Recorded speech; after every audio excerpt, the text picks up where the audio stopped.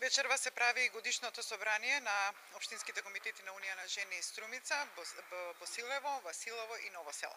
Имено денеска е последното годишно собрание, од кругот годишно собрание на Унија на жени што ги направивме оваа година. Значи започнавме со Скопје, завршуваме со Струмица. Инаку можам да кажам дека ова како 30-то поред годишно собрание, исклучително сум многу задоволна. Сите собранија се направија со протокол, сите собранија се направија онака како што доликува да се направи од страна на Унијата на жени на ВМРО-ДПМН.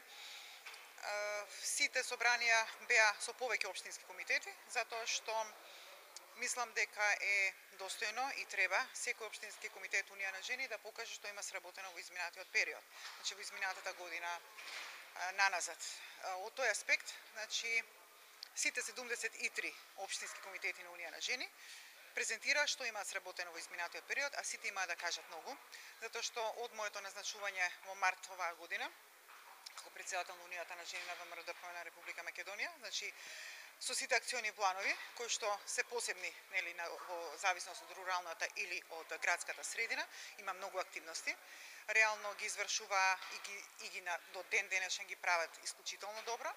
Значи не само што ги организираат и ги проследуваат сите акциони планови кои што се од мене и од извршниот комитет на Унијата на жени, туку и многу добро го изведуваат и го организираат сето тоа. Значи дали биле тоа трибини. Посебно сме посветени на трибините од областа на здравството, од областа на социјалата, од областа на образованието, значи онаму каде што најмногу сме инволвирани. Потоа се хуманитарни акции, донации. Јас на нашето генерално собрание во универзалната сала која се одржана на 17 декември кажа бројка која што до тогаш беше околу 900 трибини на ниво на Македонија, околу 1000 хуманитарни акции, околу 500 каравани. Значи караваните ги правиме од аспект на меѓуопштинска соработка. Значи сакам и така функционира Унијата на жени компактно. Значи Унијата на жени како организација на ВМРО-ДПМН мора да биде кохезивна, значи да бидеме сите сплотени, старите членки, новите членки да функционираме како едно тело и јас сето тоа го постигнав заедно со својот извршен комитет и нормално со претседателките на општинските Унија на жени, кои што несебично, апсолутно жртвувајќи го своето време, жртвувајќи дел да не бидат со своето семејство, да не бидат на своите работни обврски во смисол на домашните обврски, да се инволвираат во политиката.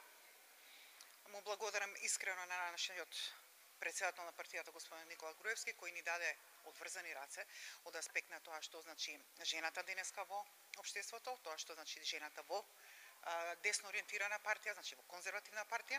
Значи за прв пат можеме да констатираме дека и во владата на Република Македонија има толку жени вработени, има многу жени директорки, советнички, партинички така натака.